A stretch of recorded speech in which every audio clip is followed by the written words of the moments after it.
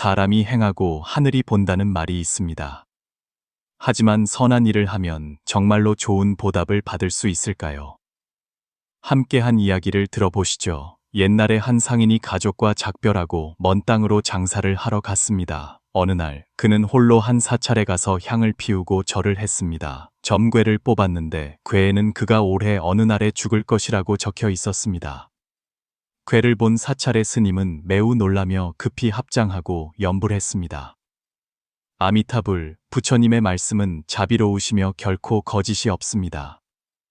시주님, 당신의 남은 수명은 이제 한 달도 차에 남지 않았습니다. 이 말을 들은 상인은 즉시 상품을 싸게 팔아 은으로 바꾸고 짐을 꾸려 서둘러 고향으로 돌아가려 했습니다. 그는 사방을 떠돌며 사는 데 익숙해져 생사고락과 부귀를 꿰뚫어 보았기에 두려워하거나 슬퍼하지 않았습니다. 그의 마음속에는 오직 빨리 집으로 돌아가야 한다는 생각뿐이었습니다.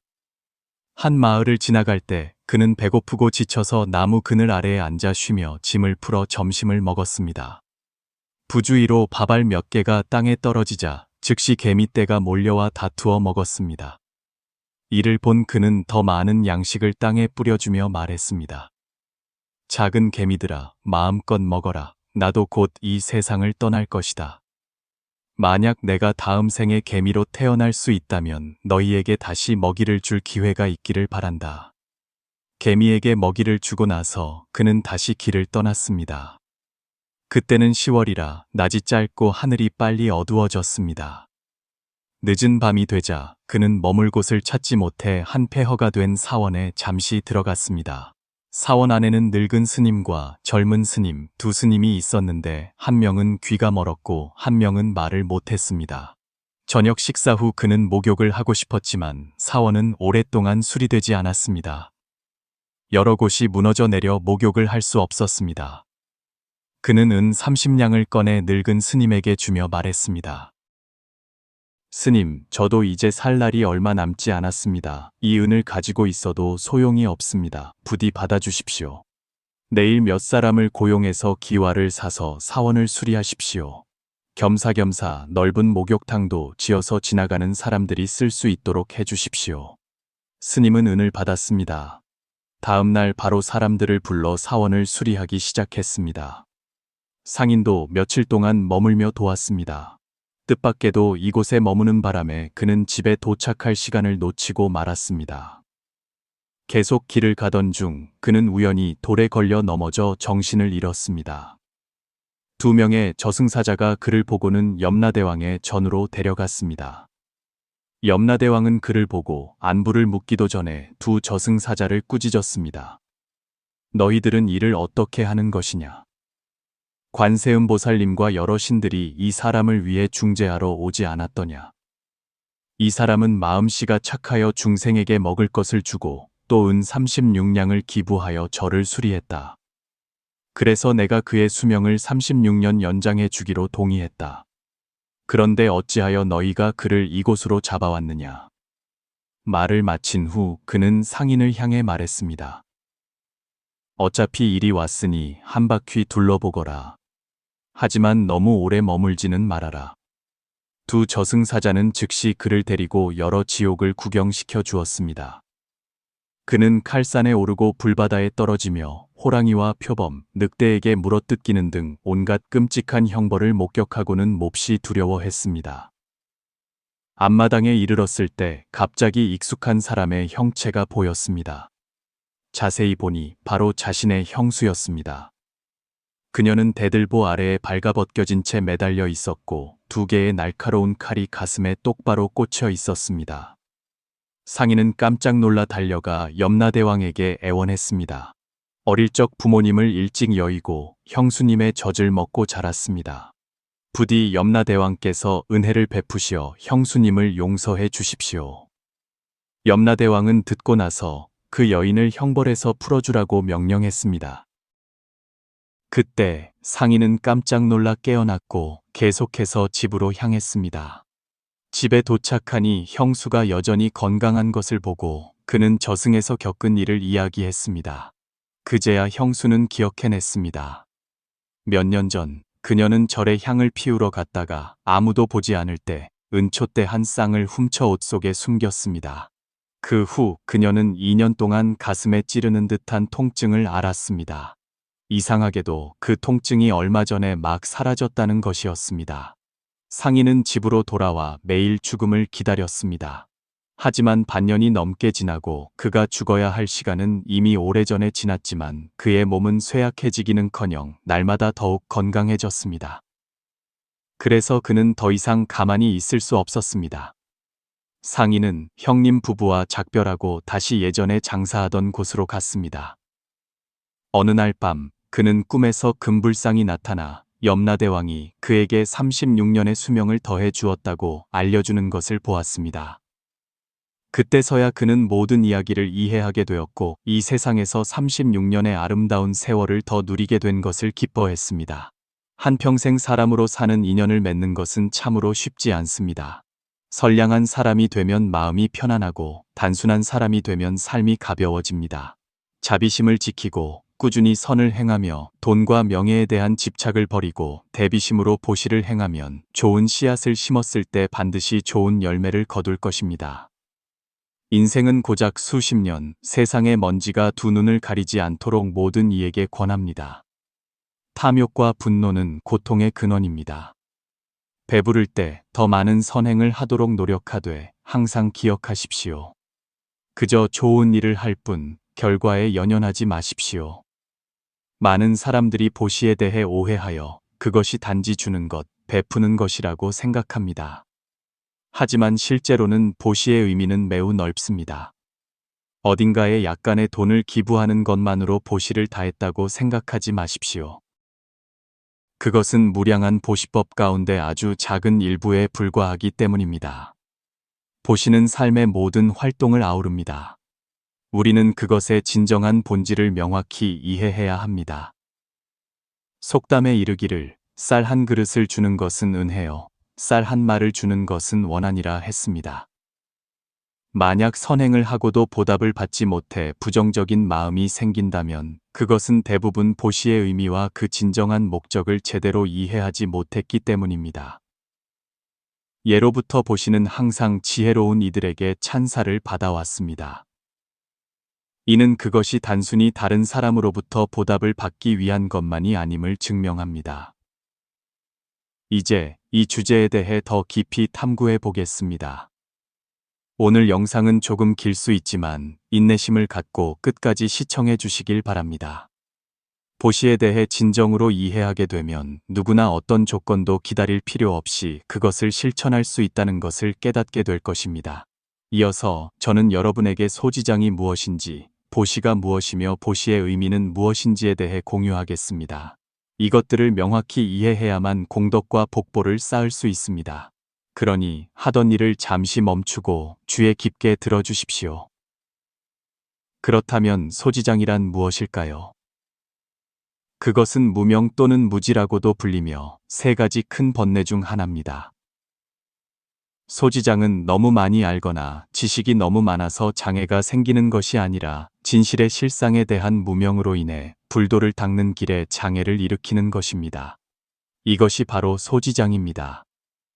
그렇다면 문제는 왜 우리가 사물의 본질을 꿰뚫어 보지 못하는가 하는 것입니다. 그것은 우리가 너무 집착하기 때문입니다. 우리는 만물의 무상함을 깨닫지 못하고 자신이 보고, 듣고, 느낀 것에 계속 매달리며 거기서부터 잘못된 관점을 낳습니다. 그 잘못된 관점들은 다시 우리를 더욱 고집스럽게 만들고 장벽이 되어 우리가 모든 사물과 현상의 본질을 꿰뚫어 보지 못하게 합니다. 이것이 바로 소지장입니다.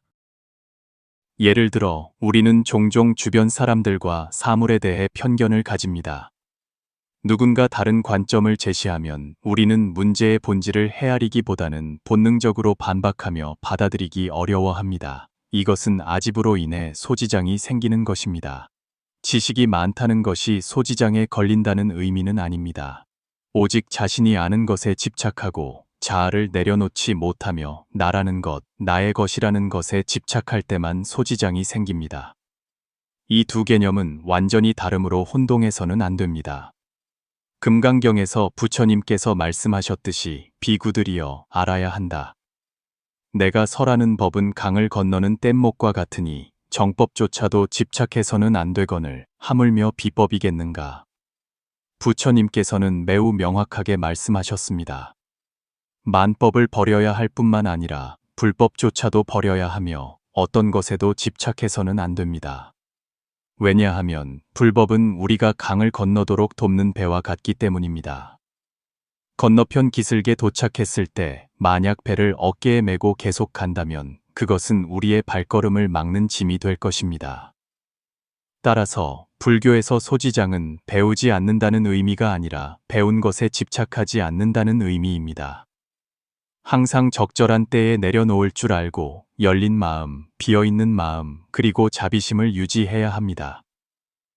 당신이 아는 것이 당신 자신의 장애물이 될 때 그것이 바로 소지장입니다.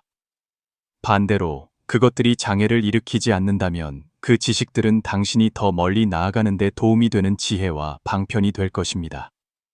그렇다면 소지장은 어떻게 형성될까요? 그것은 법에 대한 집착에서 생겨납니다. 우리가 한 종류의 지식, 한 문화, 과학 또는 종교에 너무 집착하면 우리는 객관적으로 볼 수 없는 다른 관점들을 배척하는 경향이 있습니다.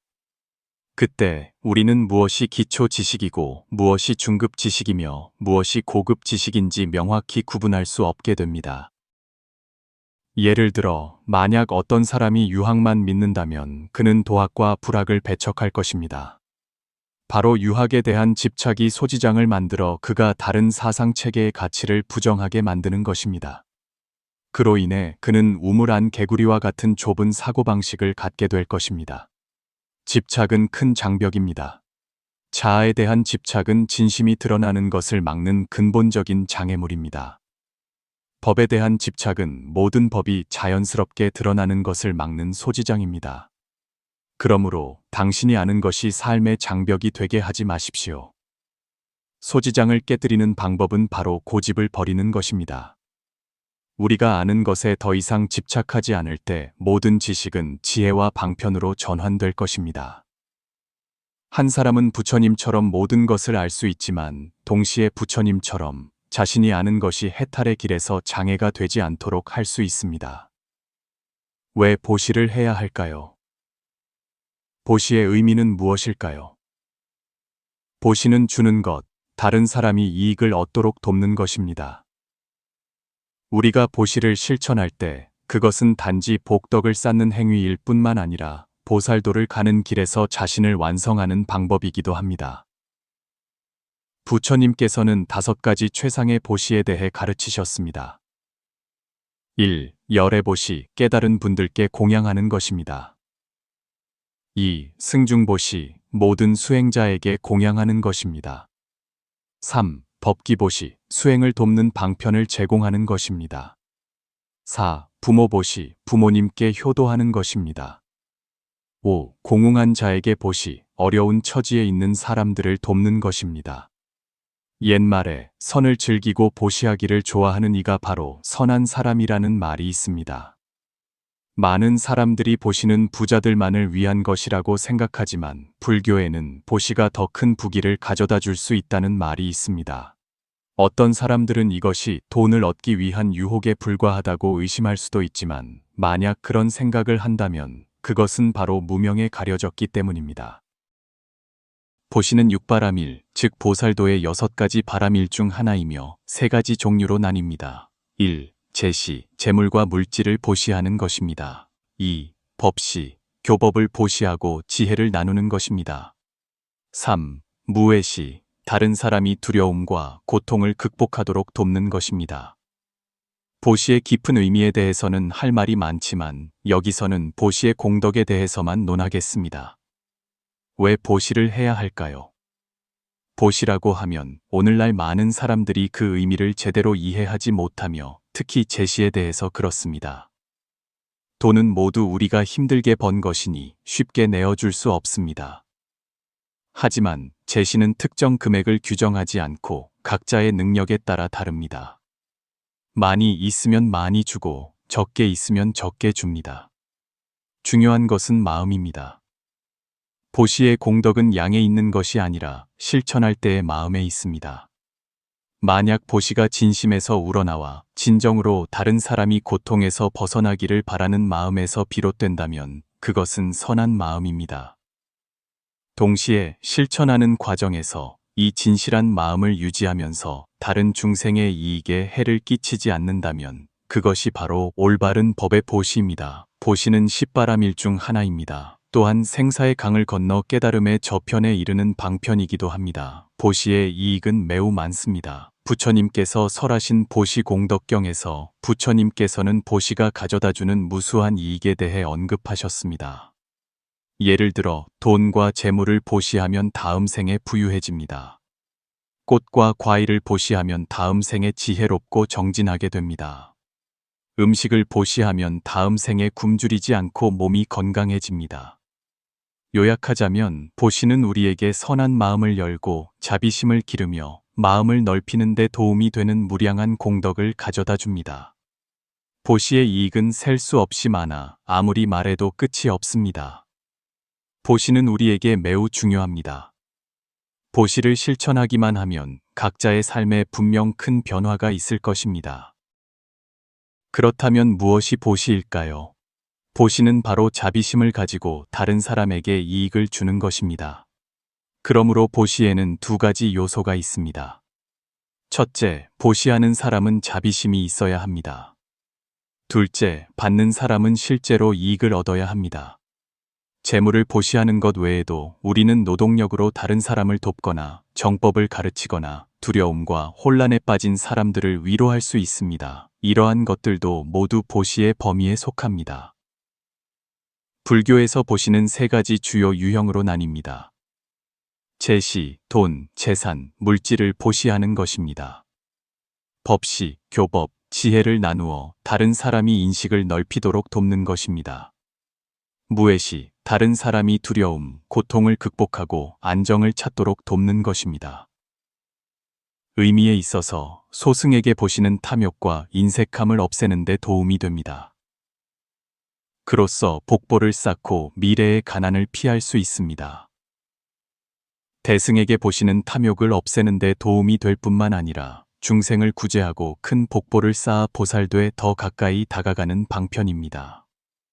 하지만 보시가 항상 순조로운 것은 아닙니다. 보시에는 두 주체가 있습니다.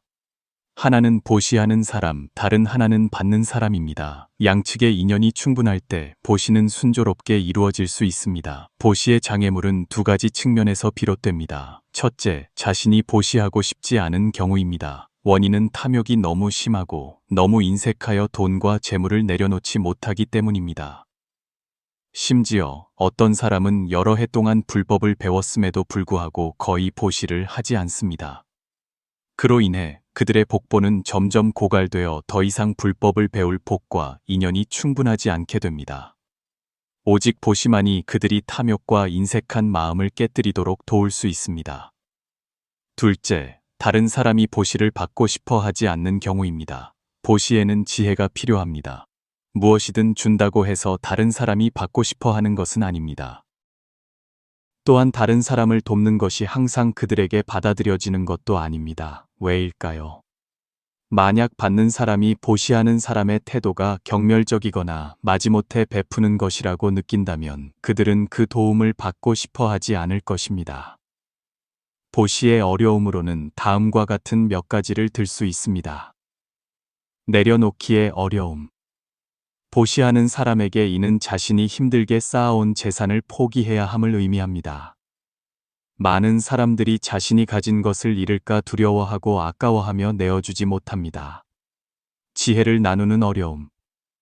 한 사람이 평생을 배우고 연구하여 귀중한 지식을 얻었을 때 그 지식을 사심 없이, 이기심 없이 자신만을 위해 간직하지 않고 나누는 것 또한 매우 어려운 보시의 한 형태입니다. 심지어 낯선 사람에게 대해서도 마음속으로 균형을 유지하고 내려놓기 어렵습니다. 두 번째 원인은 지혜의 부족입니다. 보시가 항상 즉각적인 이익을 가져다 주는 것은 아닙니다. 보시에는 지혜가 필요합니다. 그리고 이런 종류의 지혜는 단시간에 능숙하게 사용할 수 있는 것이 아니라 체계적으로 배우고 오랜 시간 동안 훈련해야 합니다. 예를 들어 어떤 사람은 보시를 하면서도 무심코 받는 사람의 자존심을 상하게 하여 그들이 무시당한다고 느끼게 만듭니다. 어떤 사람은 선의로 법을 보시했지만 다른 사람들에게 조롱과 욕설을 듣습니다. 이러한 경우들은 모두 보시에 있어 지혜가 부족하기 때문에 발생합니다. 보시는 단순히 다른 사람에게 물질을 주는 것이 아닙니다. 보시는 돈이나 물질을 베푸는 행위가 아닙니다. 보시는 더 높은 위치에서 은혜를 베푸는 행위가 아닙니다. 보시는 교만의 표현이 아닙니다. 보시는 또한 자신을 과시하기 위한 도구가 아닙니다. 보시는 사랑을 퍼뜨리는 것입니다. 보시는 자비심의 표현입니다. 보시는 지혜를 기르는 것입니다. 사람은 부유하기 때문에 보시하는 것이 아니라 바로 보시하기 때문에 부유해지는 것입니다. 번뇌의 이쪽 강둑에서 깨달음의 저쪽 강둑까지. 하지만 그 한 생각 뒤에는 물이 흘러 돌을 닳게 하는 것과 같은 꾸준한 수행이 있습니다. 수행의 길에는 6가지 효과적인 방법이 있는데 이를 육바라밀이라고 하며 보시, 지계, 인욕, 정진, 선정, 그리고 반야지혜를 포함합니다. 그 중에서 보시는 첫 번째 자리에 놓여 있습니다. 왜일까요? 보시는 어려워 보이지 않지만 경제적 여건이 없다면 어떻게 보시해야 할까요? 지혜로운 보시란 무엇일까요? 보시는 본능적인 행동이 아니라 모든 불자가 거쳐야 할 길입니다. 부처님께서는 여러 경전에서 보시의 불가사의한 공덕에 대해 설하셨습니다. 원만한 깨달음의 지혜로 그분은 3세 인과의 관점에서 부유함의 인연이 바로 보시임을 명확히 밝히셨습니다. 무시이래로 중생의 가장 큰 장애는 바로 탐욕과 집착의 마음입니다. 이익이란 자신에게 속한 것들을 놓아주기 싫어하는 것입니다. 탐욕이란 자신에게 속하지 않은 것들을 차지하고 싶어 하는 것입니다. 바로 이 탐욕과 집착 때문에 사람은 자아를 최우선으로 두며 심지어 이기적으로 개인의 이익을 달성하기 위해 수단을 가리지 않습니다. 그리하여 마음의 크기는 좁아지고 지혜는 드러날 수 없으며 복덕 또한 쌓을 수 없습니다. 탐욕을 해결하는 약은 바로 보시를 실천하는 것입니다. 3가지 보시 중에서 제시는 단순한 은혜 베풀기 행동이 아닙니다. 제시는 물질적 보시에 속하며 의식주, 경제적 자산 등 필수적인 필요를 제공하여 다른 사람을 돕는 것을 포함합니다. 제시는 내제시와 외제시 두 종류로 나뉩니다. 외제시는 예를 들어 재난 구호 기부, 다리 놓고 길 닦기, 고아 구제, 삼보 수호 등입니다. 이는 외부의 재물을 사용하여 다른 사람을 돕는 행위입니다. 내제시는 자신의 노력, 기술, 지식을 사용하여 다른 사람을 도울 수 있습니다. 지장보살본원경에서 부처님께서 말씀하시기를 이봐 지장아, 내가 보니 연부제 중생들이 보시를 행하는 정도가 각기 다르구나. 어떤 사람은 한 평생 복을 누리고 어떤 사람은 10평생 복을 누리며 어떤 사람은 100평생, 1000평생 복을 누린다. 그렇다면 무슨 인연으로 이런 차이가 있는 것이냐? 원하건대 세존이시여 저에게 명확히 설명해 주십시오.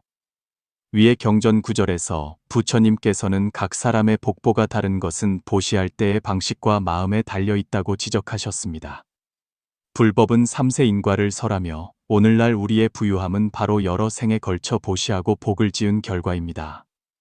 우리가 이 생에서 누리고 있는 복보는 모두 우리가 이전에 쌓은 복덕 덕분입니다. 그러므로 부유함은 우연히 얻어지는 것이 아닙니다. 부자는 돈이 있어서 보시하는 것이 아니라 바로 보시했기 때문에 부자가 된 것입니다. 이것은 중요한 인과 법칙입니다. 만약 누리기만 하고 보시할 줄 모른다면 복보가 다했을 때 모든 것도 사라질 것입니다. 돈 빚으로 인한 악보는 필연적으로 재앙이 연이어 닥쳐 가난과 고통의 지경에 이르게 할 것입니다. 보시는 어떤 공덕이 있을까요? 부처님께서 설하신 보시 공덕경에서 부처님께서는 삼보에 공양하면 5가지 이익을 얻을 수 있다고 설하셨습니다. 1. 몸의 모습이 단정해진다. 2. 건강이 왕성해진다. 3. 수명이 연장된다.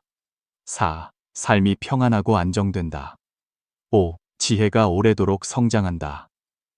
청정한 공양은 우리가 즉시 집착을 내려놓고 마음속의 속박을 풀어주어 몸과 마음이 청정해지게 할 수 있습니다. 동시에 이는 우리가 무량한 다음 생에서도 항상 삼보와 좋은 인연을 맺게 하여 공덕이 무변하게 합니다. 보시의 본질은 무아입니다. 이것은 탐욕과 개인의 이익에 대한 집착에 대항하는 효과적인 방법으로 우리가 인색함을 극복하고 복덕을 증장시키는 데 도움을 줍니다. 제시의 공덕은 보시되는 물질의 양에 달려있지 않으며 더 중요한 것은 실천할 때의 청정한 마음입니다. 우리는 겸손하게 명예나 이익 또는 보답을 구하지 않고 보시를 실천해야 합니다. 만약 보시하는 행위에 집착하고 보시를 받는 대상에 집착한다면 탐욕, 교만 등 여러 번뇌가 생길 것입니다. 자주 보시를 실천하는 사람은 보시하지 않는 사람에 비해 점차 돈과 재물에 대한 집착이 줄어들 것입니다. 꾸준히 보시를 실천하면 시간이 지남에 따라 탐욕이 점점 줄어들 것입니다. 진실한 마음으로 행해진 보시로부터 오는 공덕은 좋은 땅에 심은 씨앗과 같아서 이내 거목으로 자라나 온 세상을 그늘지게 할 것입니다. 보시는 단지 재물을 주는 것에 국한되지 않으며 힘과 지혜를 사용하여 다른 사람에게 이익을 주고 해탈을 향한 공덕을 쌓을 수도 있습니다.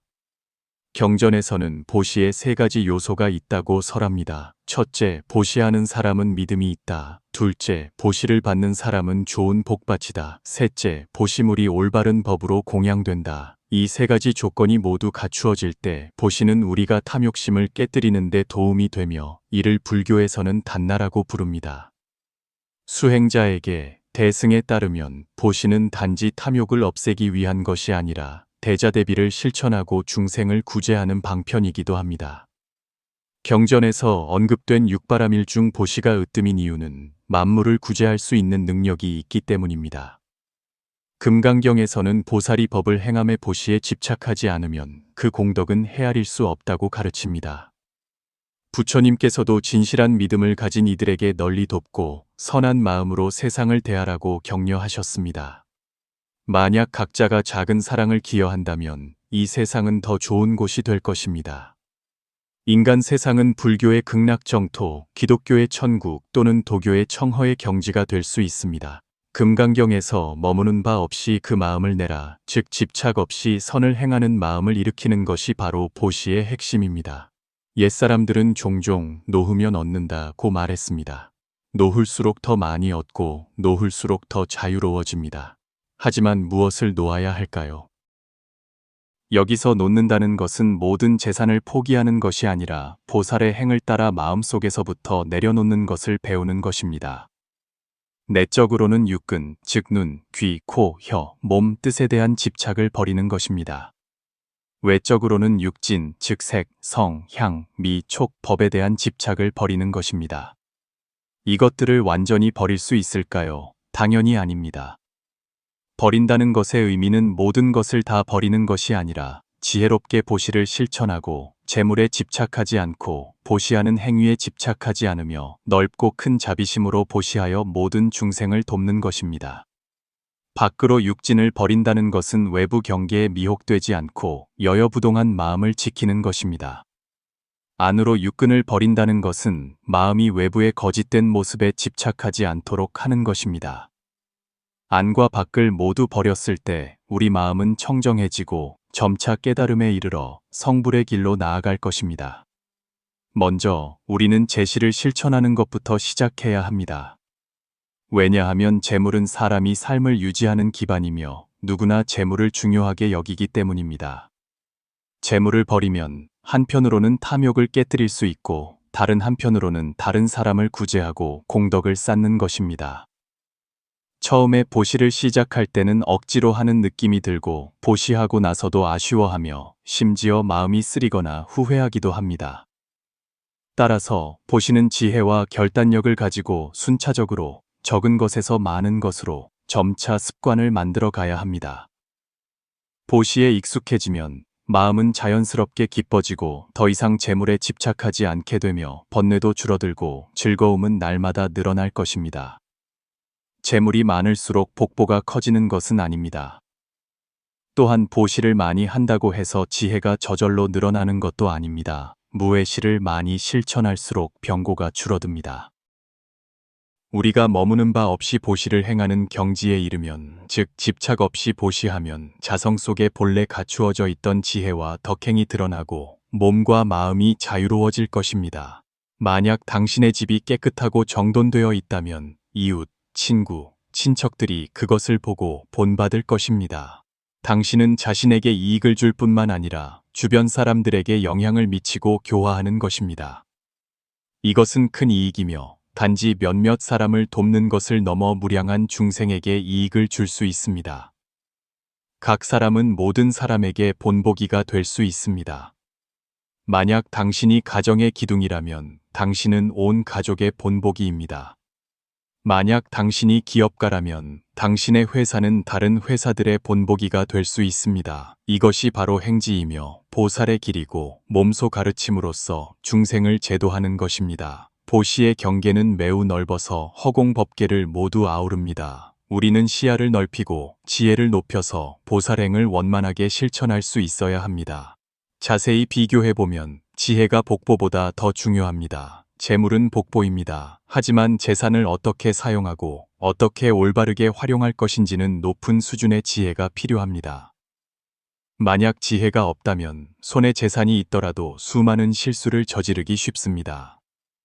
많은 사람들이 자신이 많은 선행을 했다고 생각하지만 실제로는 그렇지 않을 수 있습니다. 지혜가 없으면 우리는 참과 거짓을 분별하기 어렵고 무엇이 정도이고 사도인지 옳고 그름, 선과 악을 인식하지 못합니다. 심지어 때로는 우리가 잘못을 저지르면서도 전혀 알지 못합니다. 불법에서는 세상에는 진짜 선과 가짜 선이 있고 온전한 선행과 불완전한 선행이 있으며 옳은 것과 그른 것이 있다고 설합니다. 이러한 것들은 매우 명확하게 설명되어 있습니다. 겉보기에는 선행이지만 시간이 지남에 따라 그 본질이 변하여 좋지 않은 것으로 변한다면 그것은 진정한 선이 아닙니다. 반대로 언뜻 보기에는 선행이 아니지만 여러 해가 지난 후에 큰 이익을 가져다 준다면 그것이 바로 참된 선입니다. 그렇다면 무엇이 선이고 무엇이 악일까요?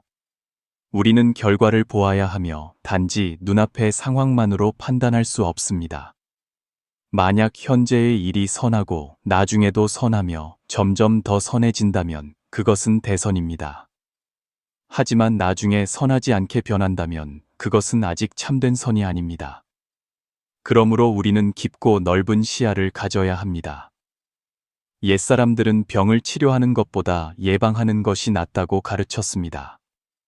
멀리 내다볼 줄 아는 것이 바로 높은 지혜의 표현이며 누구나 할 수 있는 일이 아닙니다. 많은 일들이 현재는 좋아 보이지만 과연 그것들이 정말로 지속 가능할까요? 이것은 지혜의 빛으로 비추어 보아야만 명확히 알 수 있습니다. 그렇다면 나중에는 어떻게 될까요? 바로 끝없는 재앙입니다. 큰 지혜가 없는 사람은 그것을 볼 수 없습니다. 보시의 대상이 다르면 받는 과보도 다릅니다. 보사루바세계경에서는 이렇게 말합니다. 만약 축생에게 보시하면 100배의 복보를 얻는다. 만약 개를 파괴한 사람에게 보시하여 그가 고치도록 도우면 1000배의 복보를 얻는다. 만약 개를 지키는 사람에게 보시하면 10만 배의 복보를 얻는다. 만약 삿된 견해를 버린 외도에게 보시하면 100만 배의 복보를 얻는다. 만약 도를 향하는 사람에게 보시하면 1000억 배의 복보를 얻는다. 만약 깨달음의 과를 증득한 분께 공양하고 나아가 부처님께 공양하면 그 공덕은 무량무변하다. 돈이 없어도 보시를 할 수 있습니다. 한 이야기가 있습니다. 한 사람이 부처님 앞에 와서 울며 말했습니다. 제가 무슨 일을 하든 성공할 수가 없습니다. 왜 그럴까요? 부처님께서 말씀하셨습니다. 그것은 네가 아직 주는 법을 모르기 때문이다. 그 사람이 바로 아래였습니다. 하지만 저는 가난한 사람이라 아무것도 가진 것이 없습니다. 부처님께서 말씀하셨습니다. 그렇지 않다. 돈이 없는 사람이라도 7가지를 보시할 수 있다. 첫째는 밝은 얼굴 표정, 즉 미소로 모든 사람을 대하는 것이다. 둘째는 온화한 말, 즉 항상 격려하고 위로하고 칭찬하며 양보하고 부드러운 말을 하는 것이다. 셋째는 진실한 마음, 즉 마음을 열고 성실하게 다른 사람을 대하는 것이다. 넷째는 선한 눈빛, 즉 선한 뜻이 담긴 눈빛으로 사람을 보는 것이다. 다섯째는 돕는 행동, 즉 자신의 행동으로 다른 사람을 돕는 것이다. 여섯째는 자리 양보, 배나 차를 탈 때 노약자에게 자리를 양보하는 것이다. 일곱째는 공간 나누기, 만약 빈 방이 있다면 다른 사람이 쉬게 해주는 것이다. 만약 이 7가지를 실천할 수 있다면 행운은 그에 따라 올 것이다. 지장경에서는 가르칩니다. 버리면 곧 10,000가지 보답을 얻는다. 부귀한 복보를 원한다면 선한 인연을 심어야 한다. 예를 들어 재물을 보시하고 공응한 사람을 구제하며 다른 사람을 돕는 것 등이다. 선한 인연을 심으면 선한 과보를 얻고 악한 인연을 심으면 악한 과보를 얻는다. 버린다는 글자가 먼저 가고 얻는다는 글자가 뒤따르니 버림이 있어야 얻음이 있다. 보시는 바로 주는 것이며 영혼을 정화하는 데 도움을 줄 수 있다. 한 사람의 평생의 행복은 바로 주는 데에 있다. 무엇을 주느냐에 따라 그것을 다시 받게 된다. 당신이 주는 것은 바로 당신에게로 돌아올 것이다. 하지만 만약 위와 같이 보시를 실천하는 것만으로는 단지 인천의 복보를 얻을 수 있을 뿐 윤회에서 벗어날 수는 없다. 보시하는 사람은 자아와 법에 대한 집착을 버려야 한다. 즉, 마음속에 나와 나의 것이라는 집착이 더 이상 없을 때 비로소 세상을 초월한 보시가 된다. 세상 사람들은 보시를 할 때 좋은 복보를 바라지만 도를 행하는 사람은 형상에 집착하지 않고 보시하며 받는 사람에 집착하지 않고 과보를 바라지 않는다. 이것이 바로 진정한 공덕이다.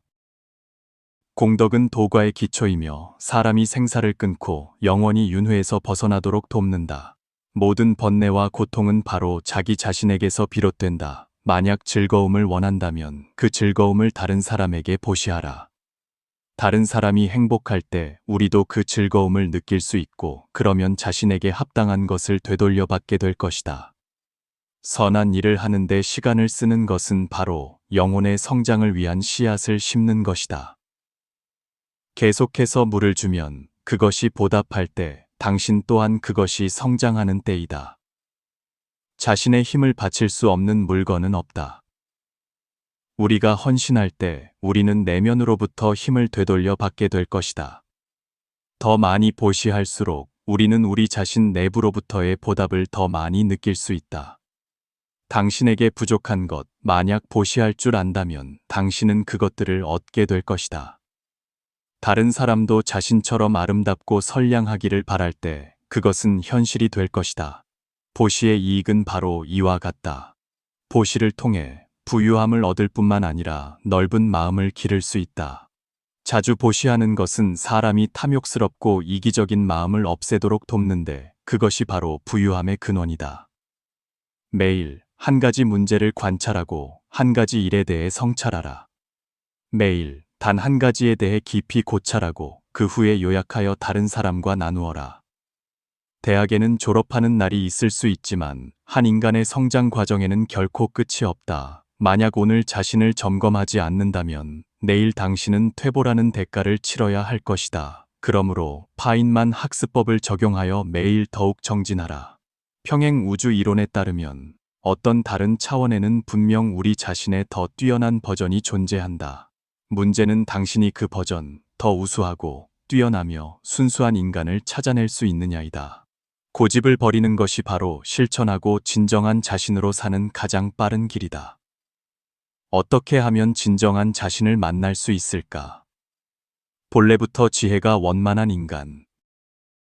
남을 사랑하기 전에 먼저 자신을 사랑할 줄 알아야 한다. 진정으로 자신을 사랑할 줄 아는 사람만이 다른 사람에게 진정으로 도움이 될 수 있다. 이타는 이기에서 시작된다.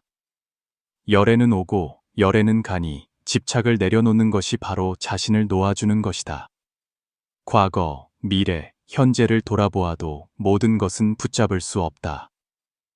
현재에 안주하고 두려워하지 않으며 모든 망상과 뒤바뀐 생각을 멀리하고 마침내 열반에 이르라. 한 줄기 빛처럼 살아라. 빛이 되어야만 많은 사람과 사물을 비출 수 있다. 평생 배우고 평생 성장하라. 책을 읽는 것은 뇌의 소프트웨어를 업그레이드하는 가장 빠른 방법이다. 공유는 우리 사고를 더 강력하게 만드는 최고의 길이다. 만약 자신의 지혜를 업그레이드하는 것이 쓸모없다고 생각한다면 남은 것은 무지를 받아들이는 것뿐이다. 하지만 무지는 두렵지 않다. 가장 두려운 것은 자신이 무지하다는 것을 모르는 것이다. 무지보다 더 두려운 것은 우매함이다. 그리고 우매함보다 더 두려운 것은 어리석음이다. 성장이란 아마도 어제의 자신의 어리석음을 깨닫는 것일 것이다. 내면이 외경을 결정한다. 내면이 변하면 외부 세계도 그에 따라 풍요로워질 것이다. 오직 내면에 도가 있어야 밖이 흥성할 수 있다. 산을 오를 때 우리는 우연히 다른 사람의 좋은 글을 읽을 수 있다. 책 한 권을 쓰는 데는 1년, 3년이 걸릴 수 있지만 우리는 단 며칠 만에 다른 사람의 모든 정수와 축적된 것을 읽고 깨우칠 수 있다. 그것은 우리의 앞길을 더 넓게 열어주고 우리의 인식을 업그레이드하며 실수를 줄이고 불필요한 갈림길을 피하게 해준다. 그렇게 되면 우리는 여러 삶을 더 사는 것이 아니겠는가. 생멸의 법칙은 우리에게 변하지 않는 진리 하나를 가르쳐준다. 태어남이 있으면 죽음이 있고 시작이 있으면 끝이 있다. 두려운 것은 끝이 아니라 한평생 살면서도 진정으로 시작해 본 적이 없는 것이다. 어쩌면 인생에는 의미가 없을 수도 있고 혹은 인생의 의미를 찾는 여정 자체가 그 의미일 수도 있다. 인생의 진리를 찾기 위해 살아가라. 모든 유의법은 꿈과 같고 환상과 같고 물거품과 같고 그림자와 같으며 이슬과 같고 또한 번개와 같으니 마땅히 이와 같이 보아야 하느니라. 당신은 자신의 사고 패턴과 방법을 깨닫고 있는가? 당신은 자신이 하는 말을 인식하고 있는가? 당신은 자신이 하는 일에 대해 의식하고 있는가? 당신은 자신의 행동과 몸짓을 보고 있는가? 당신은 자신의 생각 자체에 대해 성찰해 본 적이 있는가? 당신은 자신이 생각의 주인이라고 생각하는가? 아니면 단지 그것의 노예인가? 인간의 차이는 외모에 있는 것이 아니라 바로 내면에 있다. 내면이 풍부할 때 외부 세계는 자연스럽게 충만해진다. 책을 읽는 것은 긍정적인 에너지를 충전하는 것이다. 글쓰기는 그 에너지가 발효되고 전환되도록 돕는다. 공유는 그 에너지를 기르고 퍼뜨리는 방법이다. 당신이 무엇을 기르느냐에 따라 그것이 당신을 다시 기를 것이다. 사랑을 주면 사랑을 돌려받을 것이다. 남을 존경하면 존경을 돌려받을 것이다. 지혜를 기르는 토양은 바로 감사함, 겸손함, 자비심, 그리고 자기 규율이다. 자신을 존중하고 인과를 경외하라. 당신의 진정한 자아를 찾아라. 그것을 인식하고 그것과 함께 살며 바로 그것이 되어라. 모든 복잡함이나 유효함도 단지 허망할 뿐이다. 만약 모든 현상을 꿰뚫어 볼 수 있다면 즉 지혜를 본 것이다. 이 마지막 글귀까지 인연이 닿아 읽으신 모든 분들께 감사드립니다. 함께 각성 모드를 시작하고 성장의 등불을 밝혀 우리가 빛이 되고 빛처럼 살며 더 많은 사람들의 앞길을 비추어 줍시다. 동시에 우리 자신도 비춥시다. 만약 이 내용이 당신에게 유익한 점이 있었다면 공감의 표시로 좋아요 하나를 남겨주십시오. 당신의 서원을 표현하기 위해 자비로운 말 한마디를 남겨주십시오. 당신이 하루빨리 보시의 참된 의미를 깨닫고 무량한 공덕을 쌓기를 기원합니다. 아직 채널을 구독하지 않으셨다면 오른쪽 구독 버튼을 눌러 더 깊이 연결해 주십시오. 기쁜 마음으로 공유하면 공덕이 무량합니다.